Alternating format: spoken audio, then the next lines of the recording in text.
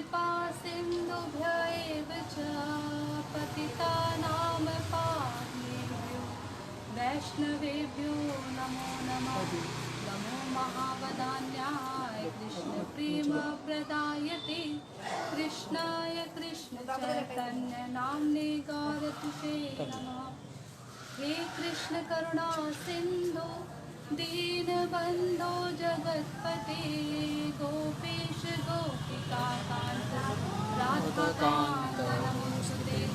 तप्त कांचन गौरांगी राधे वृंदावनेश्वरी वृषभानुसुते देवी प्रणमामि हरिप्रिये।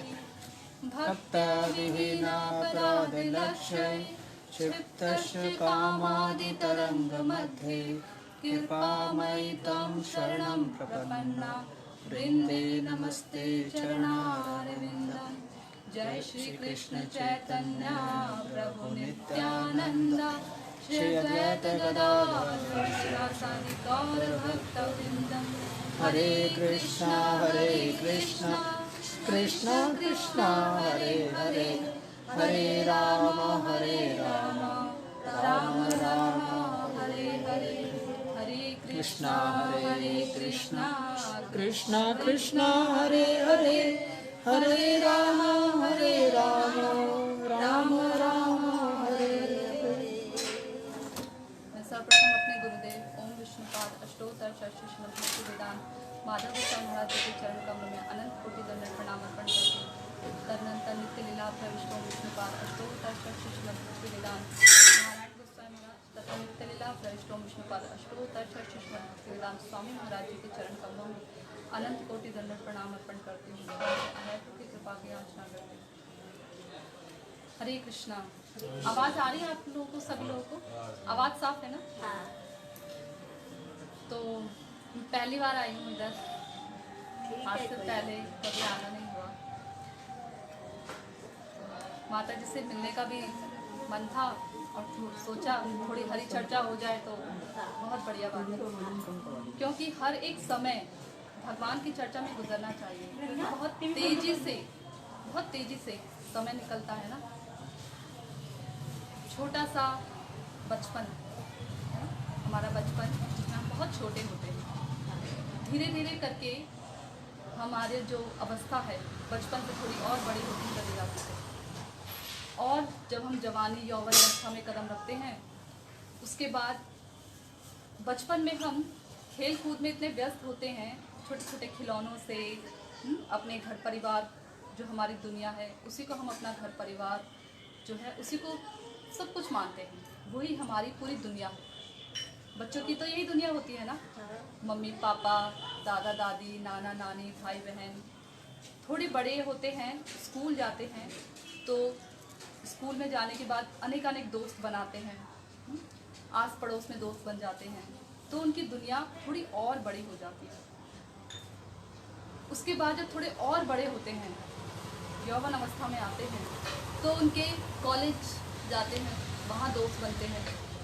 दुनिया अब थोड़ी और बड़ी है ना, अब सिर्फ घर तक उनकी दुनिया सीमित नहीं रह जाती, उससे थोड़ी और बड़ी हो जाती है।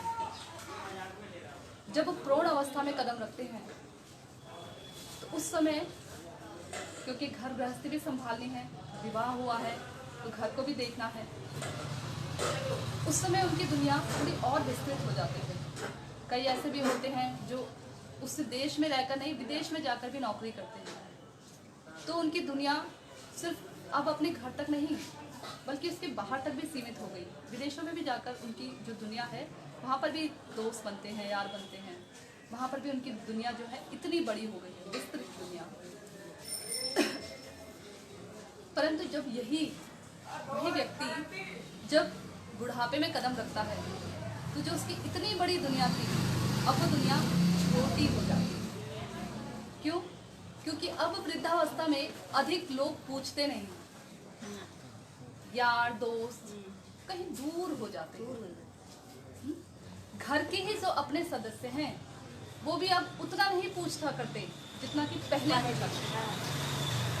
तो दुनिया जो बड़ी थी अब वो छोटी हो गई, धीरे धीरे इतनी छोटी हो जाती है कि जब इंद्रियां पूरी तरह से शिथिल हो जाती हैं, अब अपने शरीर का बोझ भी हम नहीं ढो पाते, ऐसी अवस्था हो जाती है, तो दुनिया सिर्फ अपने तक ही रह जाती है। अब आसपास कोई दूसरा नजर नहीं आता, अकेले पड़ जाते हैं। ये होता है ना अवस्था आती है, क्योंकि अभी हम बूढ़े हुए नहीं है ना, इसलिए हमें लगता है कि ये सब हमारे साथ होगा नहीं, पर ये सबके साथ होता है, सबके साथ ही होता है। अभी नहीं हो रहा, ऐसा नहीं सोचना कि होगा नहीं। अगर बुढ़ापा देखने को मिला तो ऐसा ही होगा, यदि भगवान का भजन नहीं किया तो। भगवान का भजन करने वाले को अकेलापन महसूस नहीं होता। क्यों? क्योंकि हमेशा भगवान उनके साथ रहते हैं, हमेशा साथ में रहते हैं। भगवान कभी उन्हें अकेला नहीं छोड़ते।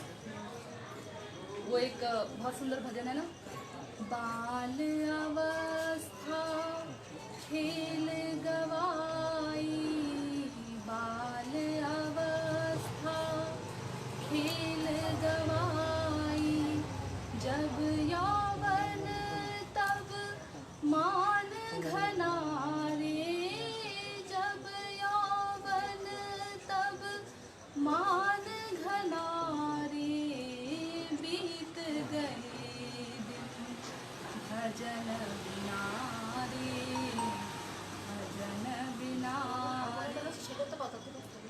तो हमारे दिन वृथा ही बीत जाते हैं। श्रीमद् भागवत में एक बहुत सुंदर एक श्लोक है, यूँ तो श्रीमद् भागवतम का हर एक श्लोक बहुत सुंदर है, बहुत ही सुंदर है, परंतु उसमें एक श्लोक है जिसमें कहा गया है कि जो सूर्योदय है, सूर्य जब उदित होता है और उदय होने के बाद जब शाम को अस्त होता है, तो हमारी एक दिन की आयु को हरण कर लेता है, हमारी आयु को हरण कर लेता है। कैसे लोगों की आयु को? उन लोगों की आयु को हरण कर लेता है जो लोग भगवान, जिनका वो दिन समय भगवान के नाम कीर्तन में, उनकी लीला कथाओं में नहीं गुजरा, उनके श्रवण कीर्तन स्मरण में नहीं गुजरा, ऐसे लोगों की आयु को हरण कर लेता है। श्रीमद् भागवत में, इसी पुराण में, ये जो महापुराण है, बहुत सारे व्यासदेव ने, श्रील व्यासदेव जी का नाम सुना है आपने? नहीं सुना? श्रील व्यासदेव जी भगवान के ही शक्त्यावेश अवतार हैं, भगवान के। इन्हीं श्रील व्यासदेव ने श्रीमद् भागवत को संकलित किया था। जब इन्होंने अनेकानेक पुराणों को और अनेकानेक जो है महाभारत है, पुराण है, उपनिषदों को लिख डाला, तो इतना सब कुछ करने के बाद भी लोगों के बारे में जो है, लोगों के भले के बारे में सोचने के लिए कि उनको कैसे धर्म, अर्थ, काम और मोक्ष आदि प्राप्त हो, किस प्रकार से प्राप्त हो, इन सभी चीज़ों को बड़े ही सुंदर ढंग से लिख डाला, बड़े विस्तृत ढंग से। लिखने के बाद भी वो बड़े उदास हैं, खिन्न हैं। क्या हुआ? इधर कथा सुनिए। बड़े उदास हैं और जानते नहीं कि क्यों उदास हैं। कभी कभी हम भी, हमारा मन भी उदास होता है ना, हमें मालूम ही नहीं होता हम क्यों उदास हैं। पता है उदास हैं, पर क्यों उदास है ये नहीं मालूम। ऐसे ही श्रील व्यासदेव जी के सामने था, सब कुछ कर लेने के बाद भी वो बड़े उदास हैं और जानते ही नहीं कि उनका मन इतना उदास क्यों है। तभी नारद जी, जो उनके गुरु हैं, वो वहाँ प्रकट होते हैं और नारद जी से वो पूछते हैं कि आप तो भगवान के भक्त हैं, आप मुझे बताइए कि मैंने इतनी सब रचनाएं कर डाली, इतने सारे पुराण लिख डाले, उपनिषद लिख डाले, उसके बाद भी मेरा मन बहुत उदास है, खिन्न है, मैं प्रसन्न नहीं हूँ अपने कार्यों से। मैंने इतनी सारी जो है मनुष्यों की भलाई के लिए इतना कार्य किया, उनको धर्म, अर्थ, काम, मोक्ष प्राप्त हो, इसके लिए मैंने अनेक जो है ग्रंथ लिख डाले, परंतु मेरा मन प्रसन्न नहीं है इतना सब करने पर भी। बोलते हैं ना, आज के समय में समाज सेवा करेंगे तो जो है मन खुश रहेगा, परंतु व्यासदेव जी का मन बहुत उदास है। तो नारद जी बताते हैं, नारद जी उनसे पूछते हैं कि तुम्हारा मन जो उदास है, इसका कारण मैं जानता हूँ, तुम ये बताओ कि क्या तुमने जो ग्रंथ रचना की है उसमें भगवान के विषय में, साक्षात रूप में भगवान के विषय में लिखा है? क्या साफ साफ लोगों को ये बताया है कि भगवान कौन है, किन की पूजा करनी चाहिए? क्या ये बताया तुमने अपने ग्रंथों में? तुमने तो वही सब लिख डाला जो मनुष्य जिसमें पूरी तरह से फंसा हुआ है, पूरी तरह से फंसा हुआ है, तुमने उसको और विस्तृत ढंग से लिख डाला, परंतु तुमने ये नहीं बताया कि इस फंसे हुए मनुष्य को भगवत प्रेम की प्राप्ति कैसे हो। तुमने ये नहीं बताया कि भगवान जो अत्यंत ही सुंदर हैं, उनका गुण, उनका धाम, उनकी लीलाएं क्या हैं, उनका उनके भक्तों के साथ क्या संबंध है, कैसा भगवान अपने भक्तों पर अपना वात्सल्य दिखाते हैं, उनका वात्सल्य है, कैसे भगवान अपने भक्तों के वश में हो जाते हैं। तुमने ये नहीं बताया, इसलिए तुम्हारा मन उदास है। तो तुम एक काम करो, तुम भगवान का भजन करो, तपस्या करो, और जो है उसके बाद भगवान की लीला कथाओं के विषय में वर्णन करो। तब श्रील व्यासदेव जी ने एक महान ग्रंथ की रचना कर डाली, जिसे हम श्रीमद् भागवत महापुराण के नाम से जानते हैं। पुराणों में सर्वश्रेष्ठ महापुराण। इस भागवत महापुराण में शुरू से लेकर आखिरी तक भगवान कौन है, उनका उनके भक्तों के साथ क्या संबंध है, भगवान अपने भक्तों के ऊपर कितनी कृपा करते हैं और कितना वात्सल्य है भगवान के हृदय में, कितने ममता युक्त हैं भगवान, यही सब बताया। भगवान के जो अनेकानेक जो अवतार हैं भगवान के, उसमें भगवान ने क्या क्या लीलाएं की हैं, भगवान कितने सुंदर हैं और उनका धाम कितना सुंदर है, इसके विषय में भगवान ने बताया है। आवाज साफ जा रही है ना, आवाज में कोई दिक्कत तो नहीं है, सुनाई दे रहा है ना सबको।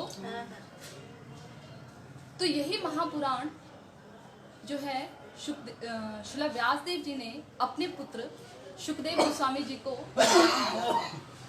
शुकदेव गोस्वामी जो जन्म से ही विरक्त,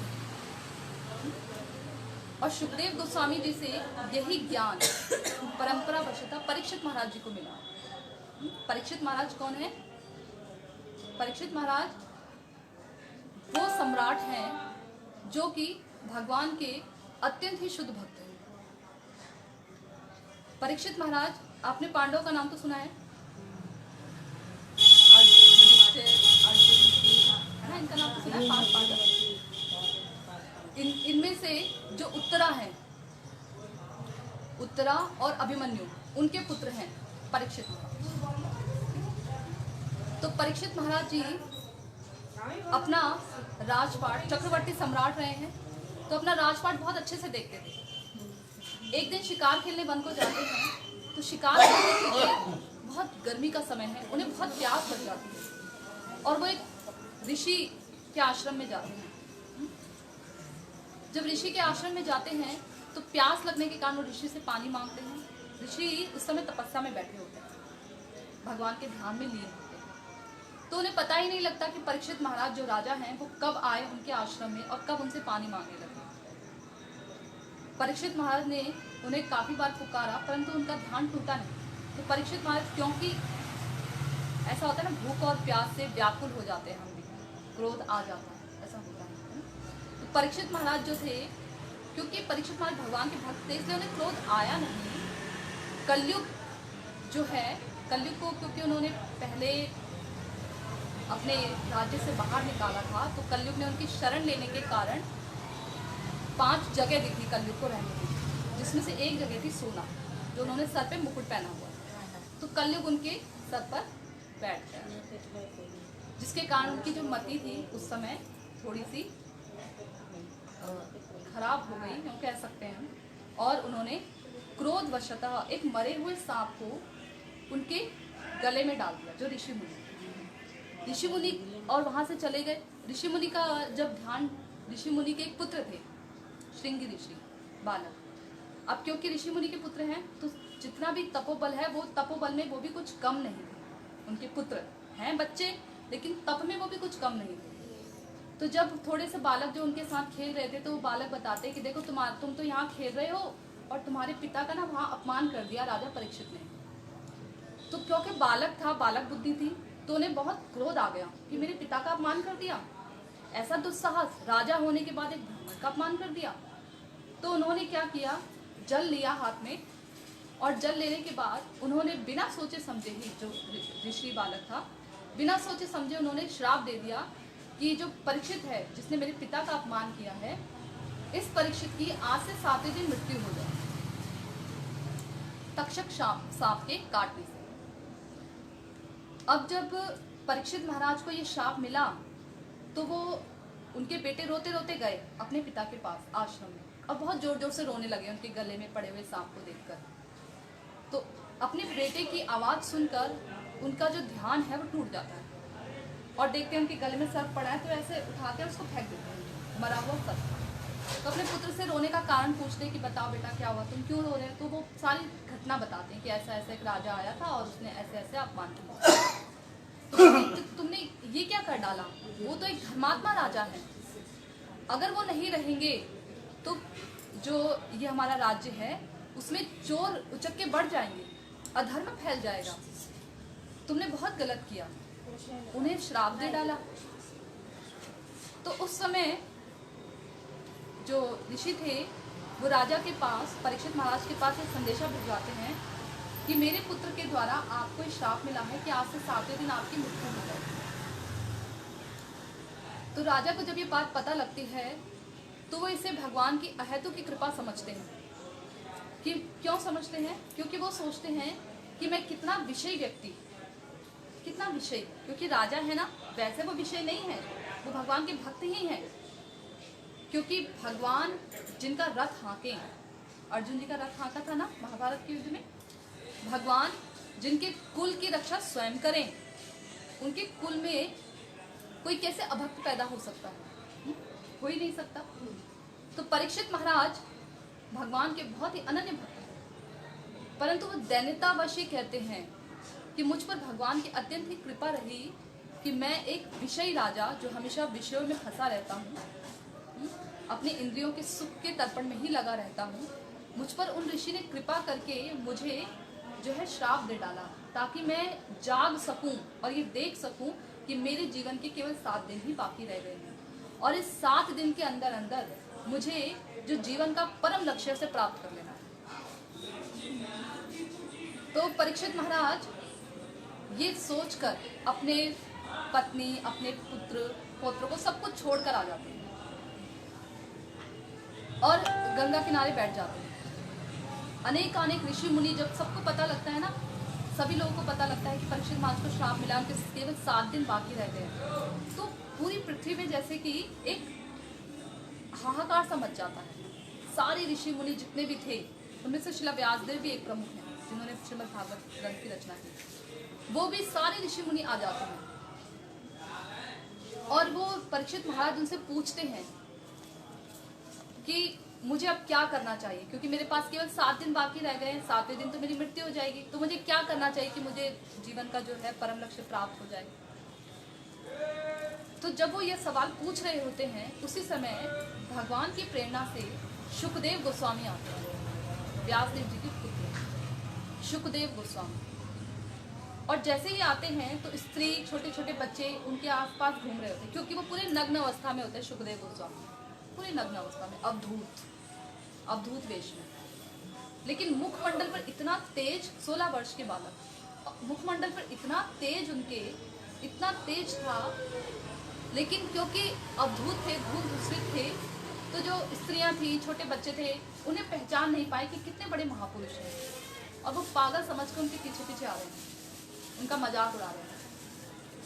जैसे ही शुकदेव गोस्वामी उस सभा में खड़े होते हैं जहाँ पर बड़े बड़े ऋषि मुनि ज्ञानी बैठे हुए थे, तो वो सभी लोग खड़े हो जाते हैं शुकदेव गोस्वामी के आते हैं, सभी लोग खड़े हो जाते हैं। तो जो स्त्रियाँ होती हैं, छोटे छोटे बालक होते हैं, देखते हैं अरे ये तो हम जिन्हें पागल समझ रहे थे, ये कोई साधारण व्यक्ति नहीं है, ये तो जरूर कोई महात्मा होंगे, तभी तो इतने बड़े बड़े ज्ञानी इन्हें देखकर खड़े हो गए। तो सब भाग जाते हैं और शुकदेव गोस्वामी जी को आसन दिया जाता है बैठने के लिए, कुछ आसन।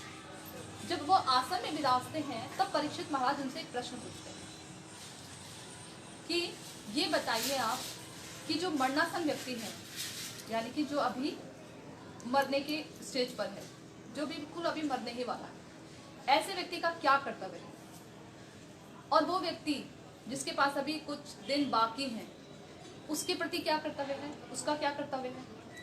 तो शुकदेव गोस्वामी जी कहते हैं जो अभी मरने वाला है, तत्काल जिसकी मृत्यु होने वाली है, उसके सामने तो आप भगवान का नाम कीर्तन कर दो, संकीर्तन कर दो, उसको जो है भगवान का धाम प्राप्त हो जाएगा, भगवान की जो है भक्ति उसे प्राप्त हो जाएगी, ठीक है। उसको जन्म मृत्यु के भवबंधन से छुटकारा मिल जाएगा। और जिसके पास अभी कुछ दिन बाकी हैं, जिन्हें मालूम नहीं है कि हमारी मृत्यु कब आने वाली है, तो ऐसे लोगों को क्या करना चाहिए? भगवान की कथाओं को सुनना चाहिए, भगवान का नाम कीर्तन श्रवण करना चाहिए, उसका कीर्तन करना चाहिए और भगवान का स्मरण करना चाहिए। श्रवण कीर्तन स्मरण ये क्रियाएं करनी चाहिए ऐसे व्यक्ति को, ठीक है। तो क्या करना चाहिए? अभी हमें तो मालूम नहीं हमारी मृत्यु कब आ जाएगी, हमें सब पता है किसी को हमारी मृत्यु कब आ जाएगी। परीक्षित महाराज को तो पता था, कंफर्म है कि 7वें दिन उनकी मृत्यु आएगी। हमें तो मालूम नहीं किसी को, जाने अभी आ जाए, 7 सेकंड में आ जाए, 7 मिनट में आ जाए, 7 घंटों में आए कि 7 हफ्ते में आए कि 7 साल में आए, मालूम नहीं कब मृत्यु आ जाए हमारी। तो हमें क्या करना चाहिए? भगवान की लीला कथाओं को श्रवण करना चाहिए। भगवान की लीला कथाओं को श्रवण करने से जो कान होते हैं ना, हमारे 2 कान जो है हमारे, ये भागवत हमें बताती है कि जिस व्यक्ति ने भगवान की कथाओं को इन कानों से कभी पान ना किया, ऐसे व्यक्ति के जो कान है वो सांप के बिल के समान है। सांप देखा है, सांप अपना बिल बनाता है अपना बिल, किसके बिल में रहता है? चूहे के। चूहा बिल बनाता है, सांप चूहे को खा जाता है उसी के बिल में जाकर और फिर वहां रहता है ना। सांप ऐसा ही करता है।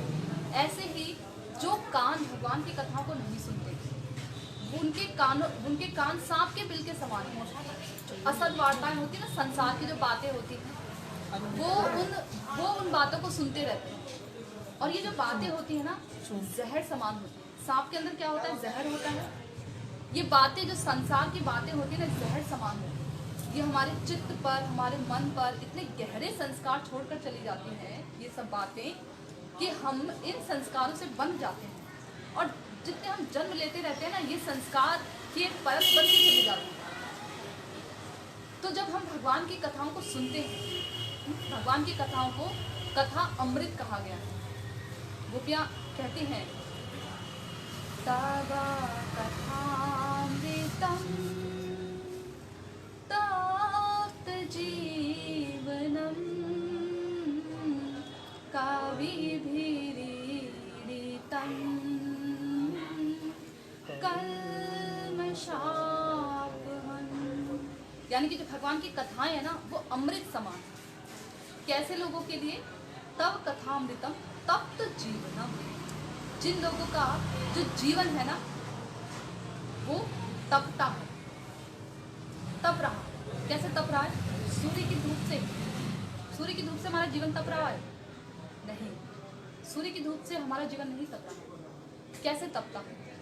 बाहर का कोई व्यक्ति अगर हमें कुछ कह के चला जाए तो हमारे हृदय कितना तपता है, कितना जलता है। क्रोध से हमारा हृदय कितना तपता है, कितना जलता है। ये तपन सूर्य की तपन के आगे भी कम लगती है। जो क्रोध का जो तप होता है ना, तपन जो होती है, तपिश जो होती है, वो सूर्य की तपिश के आगे कुछ नहीं है।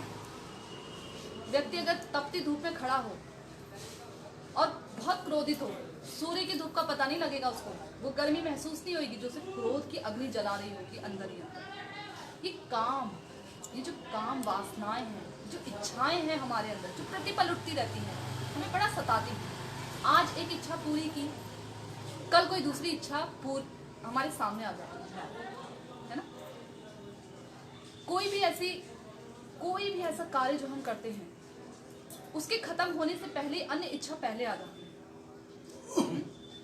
जैसे कि पढ़ाई कर रहे हैं, पढ़ाई करते समय एक इच्छा आई कि अच्छे नंबर लाने हैं, अच्छे नंबरों से हमें पास होना है। या कईयों का तो ये भी होता है कि हमें प्रथम आना है, फर्स्ट डिवीजन लेके आना है। ये एक इच्छा हृदय में जागृत हुई। वो इच्छा पूरी हुई कि नहीं हुई, दूसरी इच्छा आ गई, एक अच्छी नौकरी करनी है। अच्छी नौकरी के लिए नौकरी ढूंढने जाना है, प्रयत्न करना है, प्रयास करना है। हर एक चीज में कितना दुख होता है। मजे की बात ये है, हम इतने दुखी रहते हैं कि हमें पता ही नहीं लगता कि हम दुखी हैं, पता ही नहीं लगता। सब समय हम दुखी रहते हैं, तपता रहता है हमारा जीवन, परंतु हमें लगता ही नहीं कि हम जल रहे हैं, मर रहे हैं, अंदर ही अंदर सब समय परेशान रहते हैं। अच्छा, हम किसी से मिलते हैं ना तो एक बात जरूर कहते हैं, जैसे मैंने माता जी से पूछा, माता जी आप कैसे हैं? माता जी बीमार है। माता जी ने बोला मेरे जो है, माता जी का पहला अक्षर क्या निकला था? ठीक हूँ निकला था ना माता जी, ठीक हूँ। उसके बाद माता जी ने थोड़ा सोच कर बोला कि मेरी तबीयत ठीक नहीं है, अब बुढ़ापा आ गया है, ये बीमारी है, वो बीमारी है ना, लेकिन पहला अक्षर क्या निकला था? ठीक। ऐसे ही हमारे साथ कितने भी हम परेशान हो ना, अभी कमरे से हम रोते धोते निकले हो बाहर, अभी बहुत आंसू बहाए हो अंदर जाकर, लेकिन जैसे ही बाहर निकले ना, कोई आ गया मेहमान और पूछे जी कैसे हैं? बढ़िया है जी, ठीक है ठीक है। अभी रो रहे थे अंदर कमरे में बैठकर, दुख से दुखी थे कि एक फोन आया, बड़े दुखी थे, लेकिन पूछा किसी ने बाहर कैसे हैं? ठीक है जी, ठीक है। ये निकलता है हमारे मुंह से। मालूम ही नहीं कि हम इतने दुखी हैं कि इन दुखों को सहने की ना आदत हो गई है। अब ये दुख हमें दुख जैसे लगते ही नहीं, ऐसा लगता है एक जीवन का एक पार्ट है, बस इसको जीते चले जाना है और अंत में मृत्यु को प्राप्त हो जाएंगे। अगर बुढ़ापा देखने को मिला तो मृत्यु को, उसके बाद बुढ़ापे के बाद अंतिम स्टेज क्या है? मृत्यु। मृत्यु यानी उसके बाद तो और कुछ आना नहीं, कि जवान हो जाएंगे बुढ़ापे के बाद, दोबारा जवान तो होने से रहे, बच्चे तो होने से रहे, मृत्यु आ जाएगी।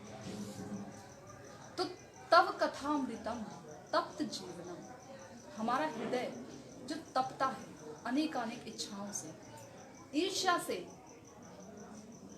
अपने आप सामने वाला कोई व्यक्ति अच्छा उन्नति कर गया, हमारे हृदय में दाह पैदा हो जाए, ईर्ष्या पैदा हो जाए, जलन हो जाए, ये ईर्ष्या भी जलाती है। तो तप्त जीवन कि प्रभु हमारा जीवन सब समय तपता रहता है। तो इस तपते हुए जीवन से जो छुटकारा दे सकती हैं वो है एकमात्र भगवान की कथा। भगवान की कथाओं को सुनकर, भगवान का नाम लेकर हम जो है अपने इस तपते हुए जीवन से छुटकारा पा सकते हैं। और मुश्किल नहीं है, सिर्फ इन 2 कानों को भगवान की कथाओं में ध्यानपूर्वक लगाना मात्र है, बस। बाकी काम तो भगवान अपनी कथाओं के माध्यम से स्वयं करते हैं, ठीक है। जैसे कि अभी मान लीजिए, अभी हम लोग यहाँ बैठकर हरि कथा सुन रहे हैं, आपस में सुन रहे हैं, तो कुछ ऐसे भी होंगे जिनका कथा में बहुत मन लग रहा है, कुछ ऐसे भी होंगे जिनका कथा में मन ही नहीं लग रहा है ना, सोच रहे होंगे कि कब चुप हो जाएं, कब हम उठकर चले जाएं। कुछ ऐसे भी होंगे, कुछ ऐसे होंगे कि जिन्हें अपने काम याद आ रहे होंगे, फलाना काम हमारा पड़ा हुआ है, अभी हमने करना बाकी है ना। तो कथा सुनना भी हर किसी के बस की बात नहीं होती। जरूरी नहीं है शरीर यहाँ बैठा है, परंतु हो सकता है मन कहीं और ही घूम रहा हो। तो भगवान की कथाओं में ये 2 कान और मन लगना बड़ा जरूरी है, बहुत जरूरी है। अगर हम सिर्फ 2 कान भगवान की कथाओं में लगा दें और एक मन को लगा दें, तो भगवान हमें इस जन्म मृत्यु के बंधन से ना सिर्फ छुटकारा देते हैं, ये जो जन्म मृत्यु का जो है ना, इसे एक बंधन कहा गया है, भव रोग। ये ऐसा रोग है, आपने भंवर देखा है? भंवर समुद्र में भंवर आता है ना। यदि कोई भंवर में फंस जाए, ऐसे होता है ना, भंवर नीचे को जाता है ऐसे, अगर कोई भंवर में फंस जाए तो वो निकल नहीं सकता, मृत्यु निश्चित है। अगर कोई जहाज भी जा रहा होगा ना, तो वो भी भंवर में नीचे जाकर डूब जाएगा।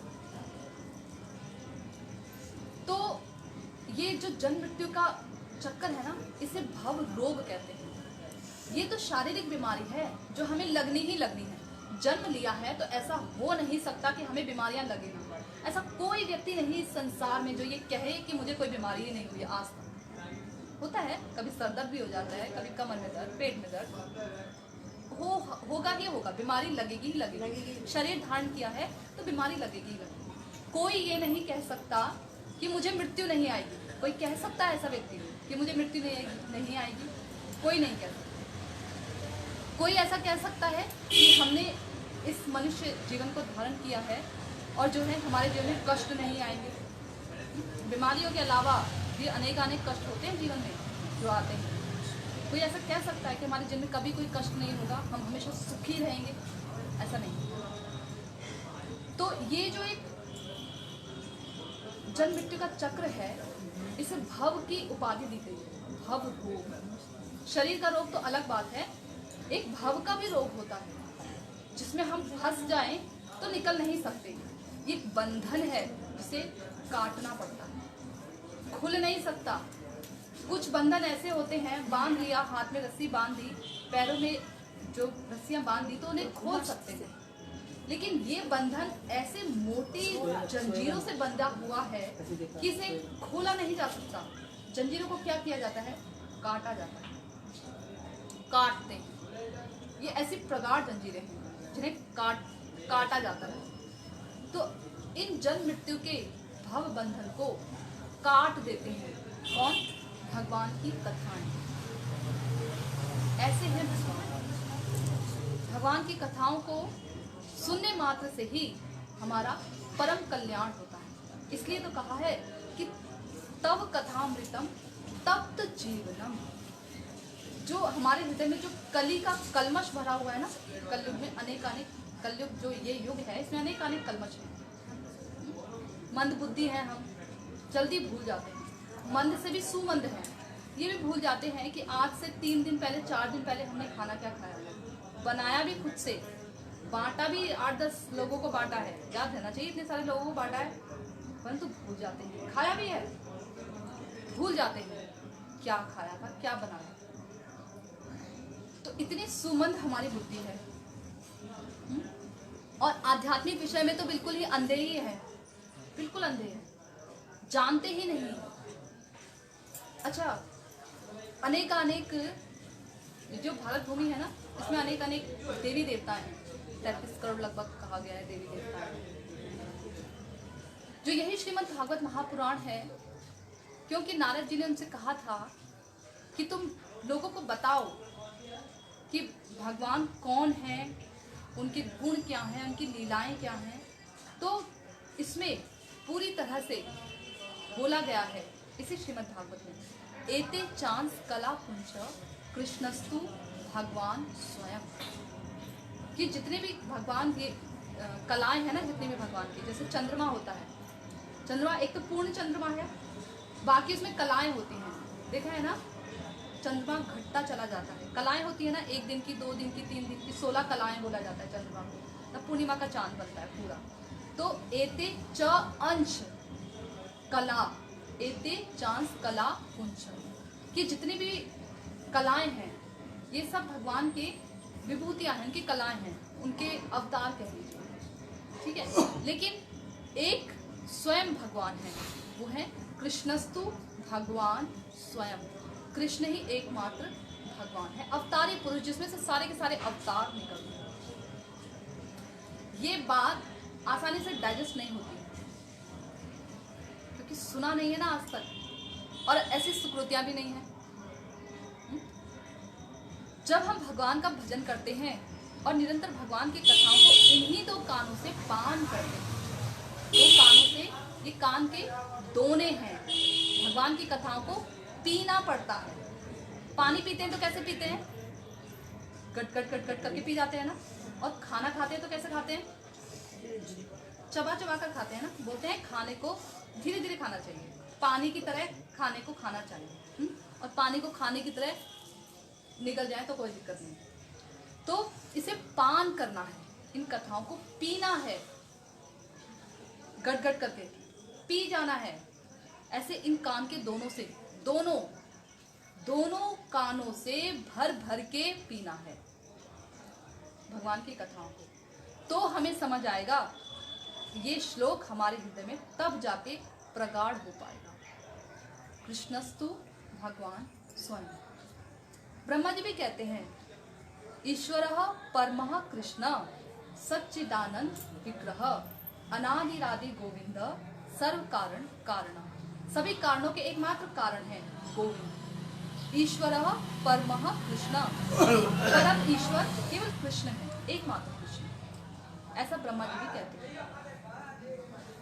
आपने वो लीला सुनी है भस्मासुर वाली? भस्मासुर जानते हैं, जिसमें शिव जी वरदान देते हैं कि आप सर पर हाथ रखेंगे जिसके भी वो भस्म हो जाएगा। सुनिए आप लोगों ने? कथा तो मैं नहीं, शॉर्ट में सुना दूंगी, ठीक है।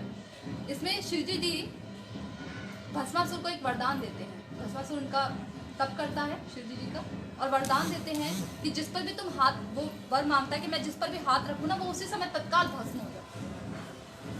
तो शिव जी वरदान दे देते हैं।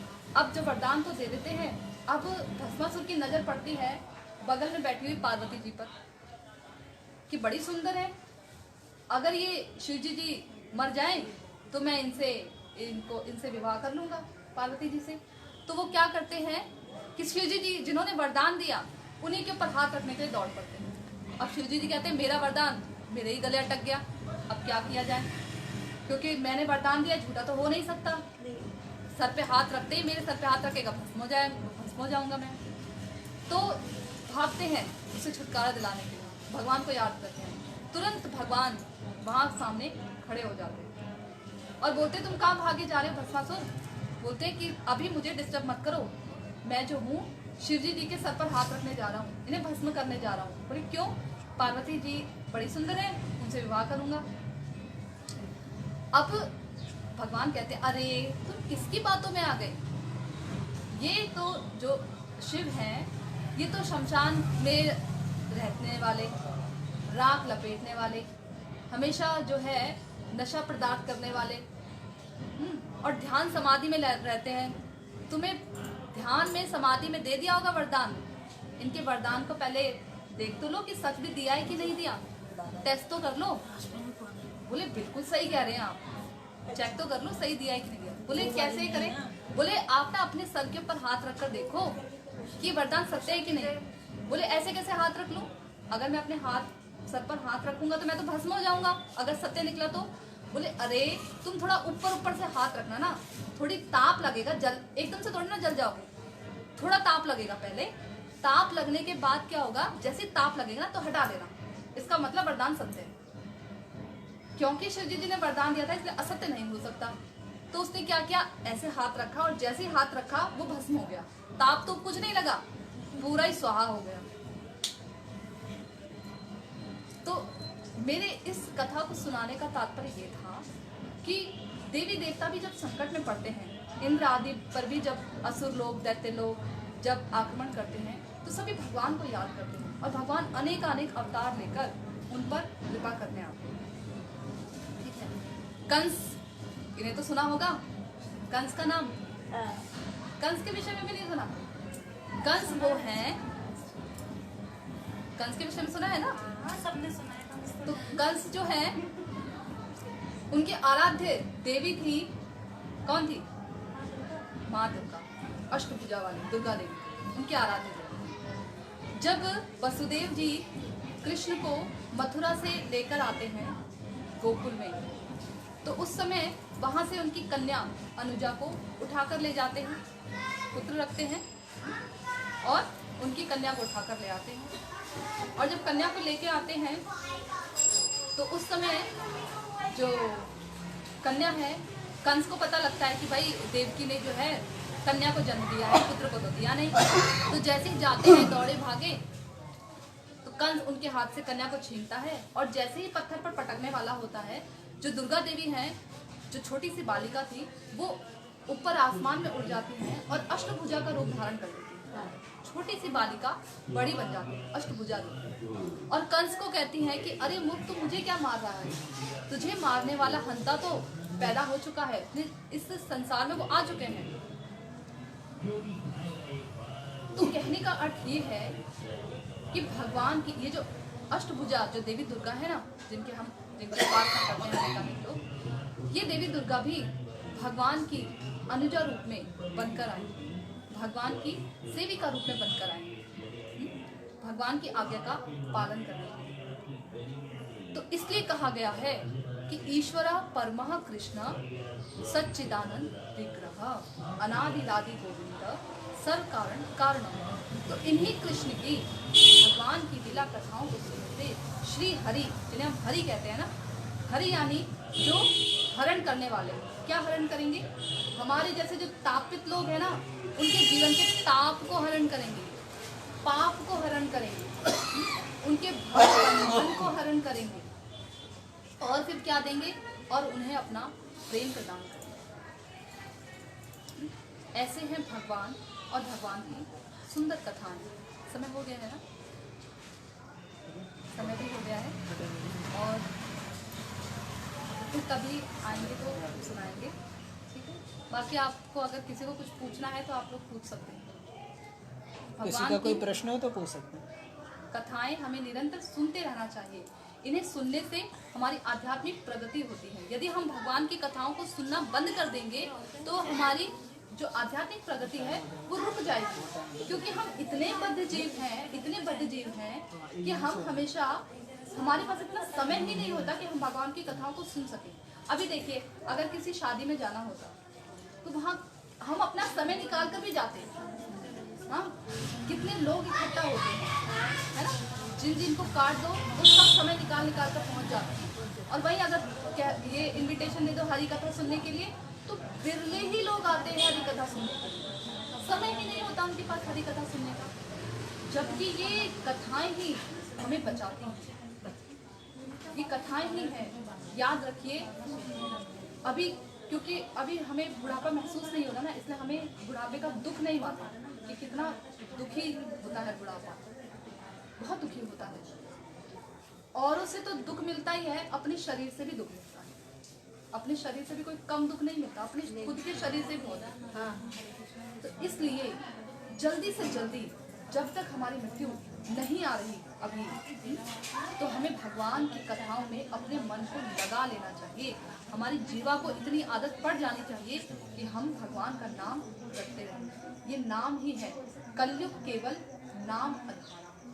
कलयुग में केवल एकमात्र भगवान का नाम ही है जो हमारे जीवन का एकमात्र आधार है। इस कलयुग से पार निकलने के लिए और कोई भी औषधि नहीं है, कोई औषधि नहीं है।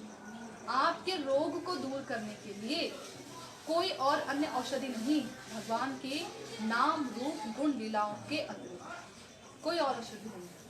इसलिए जल्दी से जल्दी बिना समय व्यर्थ गवाए हमें भगवान की लीला कथाओं को सुनना चाहिए, उसका कीर्तन करना चाहिए और साथ ही साथ स्मरण करना चाहिए। याद रखिए, एक यही काम आने वाला है।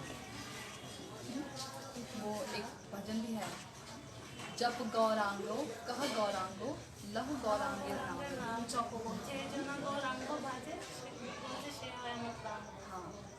कीर्तन करो थोड़ा। तो किसी का कोई प्रश्न नहीं है? बहुत कम टाइम है, हार्मोन जो माँ